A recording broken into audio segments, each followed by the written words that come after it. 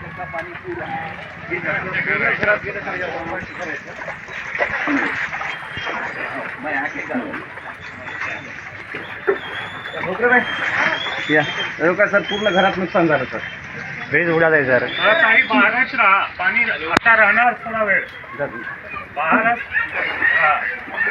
आतमध्ये राहू नका, थोडा वेळ बाहेर राहा. पाणी समोर या, समोर या, समोर या वहिनी. थोडा वेळ नंतर तुम्ही काय करा, शिवकुवा कृषी विद्यामध्ये नाही तर कुठं तुमच्या रिलेटिव्ह असेल तिथं जाऊन 1-2 दिवस तिथं शिकवा.